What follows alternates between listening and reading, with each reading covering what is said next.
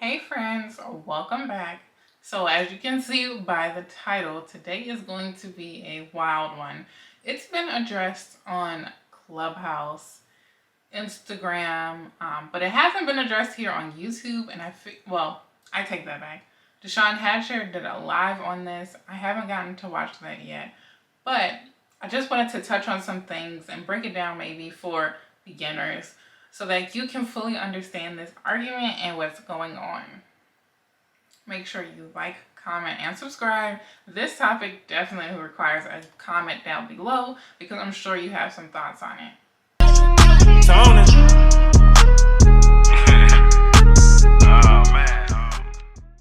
So Asian Brat originally posted on Twitter and said, if you charge over $150 to do a face of makeup, you can go to hell, respectfully. So everybody's pissed. I'm really not going to get emotional about it. I don't want anybody to feel like because there's an attitude behind it that it comes off the wrong way. So I'm just going to give you guys straight facts. So there's a few reasons why your makeup artist charges so much or why they should be charging you as much as they do. And I've broken it down into categories, which are time, expenses, product, and skill or experience. So I'm going to start with the time, because makeup takes time, obviously. So when we're doing makeup or we're booked, if you are doing a wedding, people are emailing you a year in advance, booking you for trials, emailing you, calling you monthly just to make sure that everything's still on track. Your makeup artist is emailing you a few months before your wedding, a month before your wedding, weeks leading up to your wedding to let you know that things are still on track. People have to get paid for their time. When someone sits down and they're on a phone call with you, doing consultation with you, emailing, that is time that they dedicated to you, and this is business. So they're running a business. Just like your attorney charges you for every little thing, they charge you for an email and you have no problem with it. They charge you when they aren't even honestly doing work. They just add a little title to it and charge you, and you pay it. So your makeup artist is doing the same thing. This is a business. We have to make a profit for everything that we do, or we're going to be broke on the corner making people look pretty. Can't do that. Also, when we are with you, if it's a consultation, it's the day of, that takes time. So it could be, your appointment might be anywhere from an hour and a half. If you're doing like a prom makeup or a wedding or something like that, that's probably an hour and a half. You're doing some good skincare, you're doing some good makeup. And skincare is another point when you're paying people high numbers because they're actually making sure that what's underneath is a good surface for what's on top. And when you leave them, you won't have to worry about all those crazy breakouts. You won't have to worry about the rash you got because somebody used cheap products on you. But that's a topic for another day. And also, the makeup artist that we're not really talking about in this discussion is production. So if you do TV and film, these people are there for half a day or a whole day. And sometimes that doesn't mean 4 hours or 8 hours. That can mean 5 or 10 hours, 12 hours. That depends. So when you're getting paid and you had to commute to there, you had to stay with them, you had to do touch-ups. Touch-ups is a thing that people do in other occasions and not just TV and film. So when you're doing all of this, time is money. It's not a phrase for no reason. It's because when you're running a business, your time is valuable. Even as an individual, your time is valuable. You're looking to be compensated in some way, shape, or form for donating your time to this effort. Alrighty, so hopefully that was enough just to make you understand the time portion of it. Time is money, period, end of discussion. So we're moving on to expenses. So just like you, every makeup artist has their own expense, or not even that. They have standard living expenses. Let's say that. So you have an apartment, you have a house, so that means you have rent or mortgage. You have a cell phone, so you have to pay that bill. You have internet and cable. Maybe you don't have cable, but you definitely need internet nowadays, so you're paying that bill. You have your car insurance. Car insurance is now even more important because it's not only for your personal use, but it's a business expense because you have to have insurance for commuting to these jobs, right? So you have that. And then you also have, let's see, your gas. If you have a car note, you have to pay that. So standard living expenses plus what goes into the business. So on top of that, we have website fees, we have email fees. So like G Suite, if you're emailing us and it doesn't say at gmail.com or at yahoo.com and it says like mine, inquiries at tonyjbeauty.com, we're paying for that every month. We have suite fees if your makeup artist actually has a salon suite or like a spa suite. However you want to identify it, they have a suite. They pay for that space.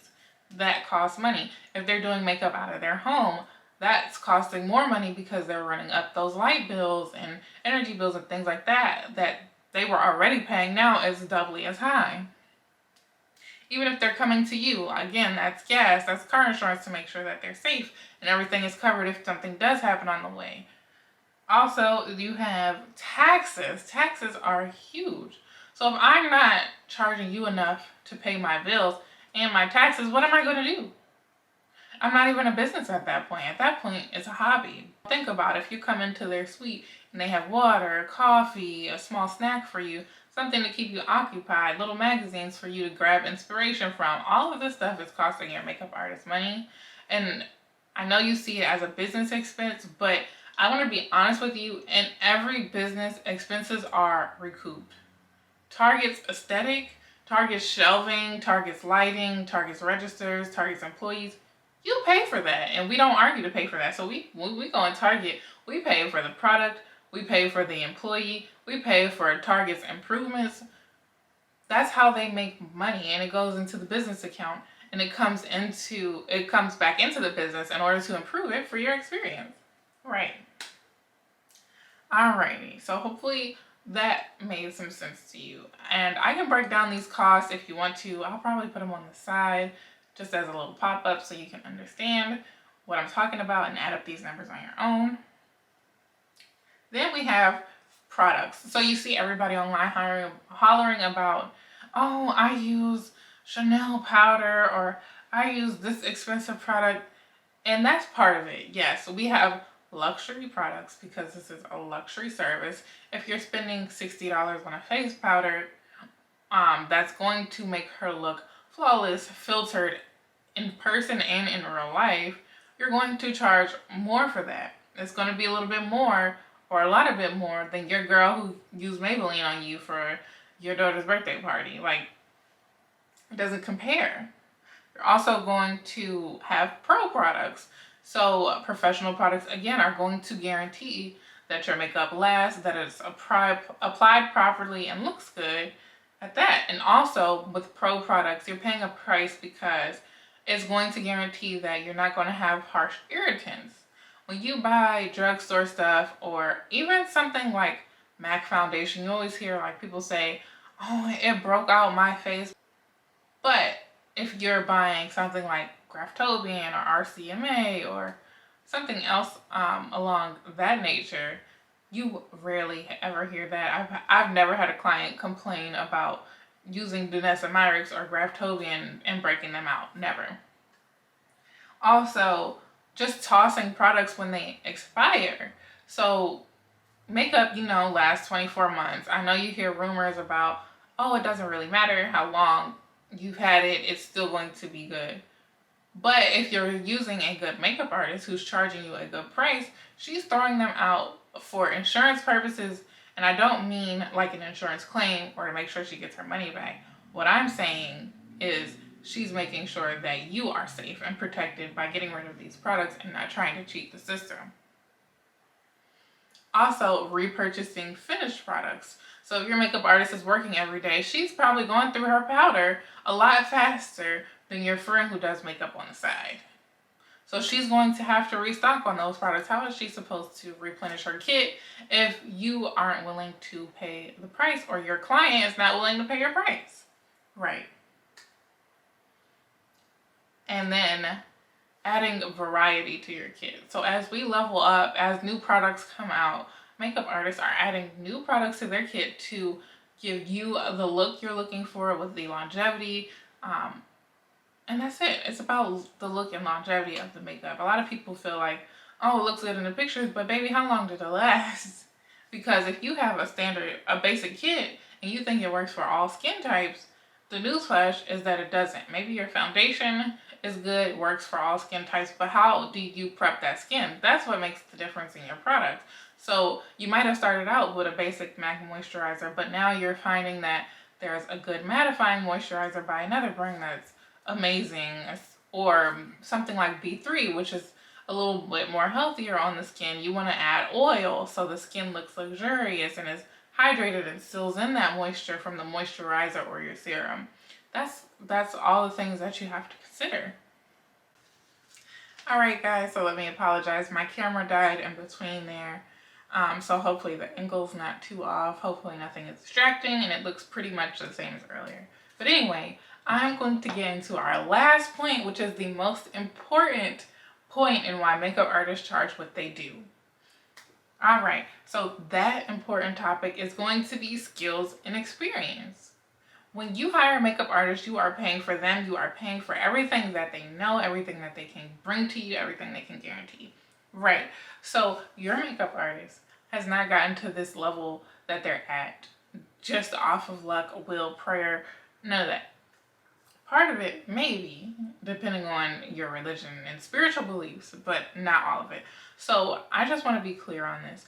Your makeup artist, or if you are that beginner makeup artist, take notes on this, because professional makeup artists have reached the point in their career that they're at because they have invested in themselves. So when you're going to trainings, or your makeup artist is going to trainings, I want to be clear, the most basic class for a makeup artist could potentially just be $200, maybe $175 if you're going to a workshop that's at a convention, but you've already paid for that ticket to get into that convention, then you're paying for another class on top. So you might as well say we're starting at $200.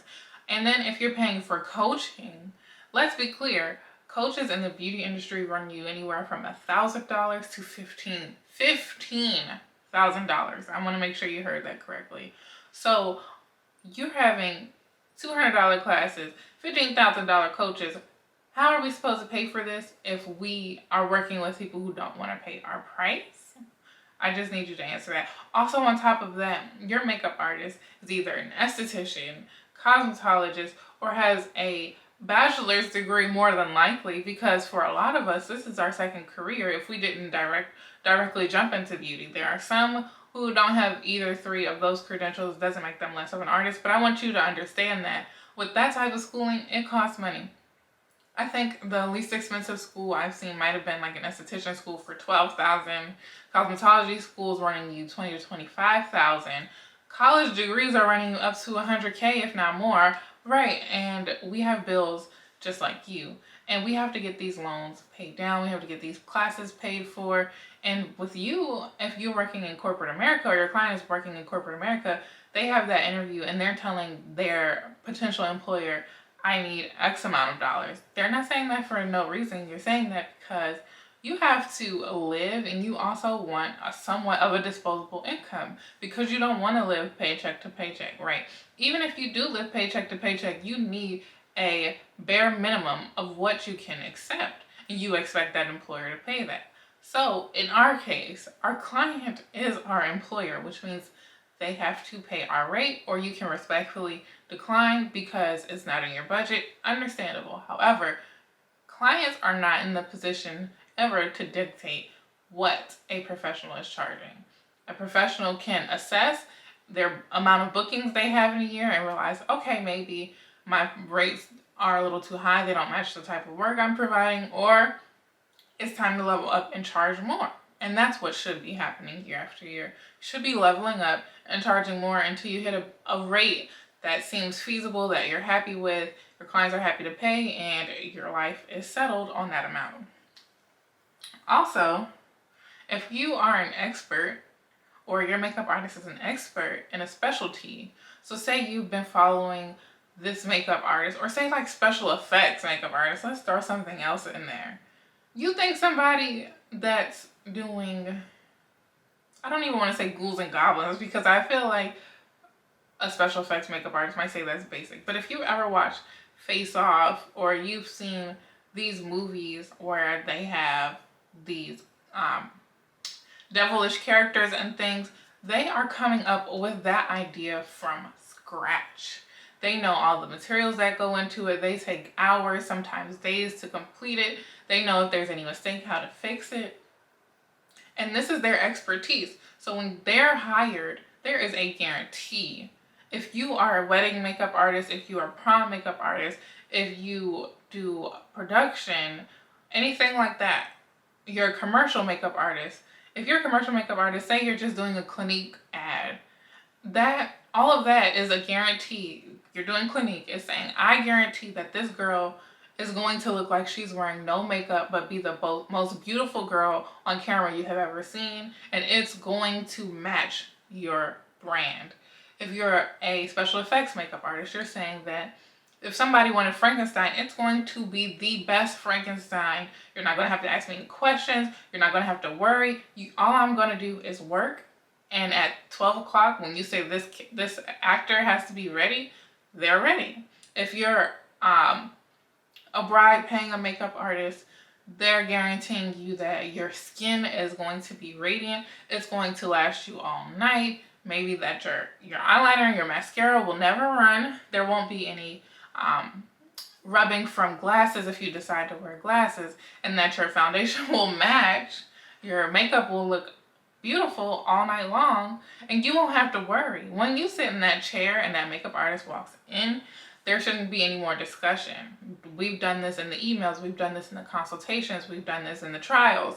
And when we walk in that door, it's a guarantee that you're going to look how you want to look, or how your production manager says you need to look. That's it. And then on top of that, very lastly, your makeup artist more than likely is teaching you. I don't know how many times clients sit down in a chair and they say, when I'm at home, I can't get my oils under control. I don't know what cleanser to use. I don't know. What do you think is a good moisturizer? What should I be doing to make sure that my mascara doesn't run just because like my eyes get watery from allergies? Clients have all these questions, and most of the time your makeup artist is ecstatic to answer these questions for you, but we're giving you this knowledge and it comes at a price. Imagine if everybody, it is technically in a way free, but all these secrets that these industry professionals have, it's not free. So they got paid to do that commercial. They got paid to do that short bit. If you're watching your favorite influencer, yeah, it came to you for free, but they got paid through their advertiser. That's why influencers don't mind giving away secrets for free on YouTube. They're getting paid from YouTube. Your favorite YouTuber is making $1 million. Some more. Right. At this point, I need to make sure that everything is clicking to you. Everything in life that includes time and expertise has a dollar value, and you have to be willing to pay it for the service that you want. I don't even want to make it about products, honestly, because everything revolves around products, and products do part of the work, but your makeup artist, their application and their knowledge is doing about 80, I want to say 90, but I'll be a little generous and say 80, and these products are doing the other percentage of the work. So I want you to remember that when you are paying a makeup artist or you are setting your rates, you are setting your rates because you are the expert, because this is going to take time, because this client is more than likely not going to find this work anywhere else, which also goes into having your signature look. So they're paying you because they're not going to find it anywhere else, and they're not going to find that style that they love by anyone else. Keep those in mind. That's why makeup artists charge their rate. And as a client, you don't want to tell people how much they can charge. You can tell people what your budget is, and they can decide if they're willing to work with your budget. And if they say no, you can say, okay, thank you, I appreciate your time. But people who are posting online that they're not willing to pay a rate, what I don't understand is these are social media influencers, these are rappers, these are, women who are supposed to have, bankroll. So why is it that an aspiring rapper who's asking you $50K for a show doesn't want to pay $150 to have their makeup done? That doesn't add up to you, right? Because a lot of these new artists are doing a show for an hour, opening for someone else potentially. And they're like, I need a bag. Okay, at this point, doing their makeup took longer than their performance. And if they're saying, I don't want to pay $150 for something that won't last, but you're expecting your favorite fan to come out to your club appearance and pay $150, and they don't even get a picture with you, that's an experience that didn't last, right? So everything is not about what you'll have forever. It's in this moment, what am I willing to pay to have the outcome that I want? Right. I want you to consider that. And I think that's going to wrap it up for me. Hopefully that triggered some thought. That was some food for thought for you guys. Like I said, you should have some opinions to drop down below. Hopefully this filled in the gaps of what other people are saying, because I know a lot of people are heated and might be missing the point for some of the beginners that don't understand it. Hopefully this answered it for you guys, and I will check in with you later. Make sure you comment, like, and subscribe. Share this video with your friends, whatever you got to do to spread the word and let people know this is why I charge what I charge. And follow me on Instagram at TonyJBeauty, TonyJBeauty.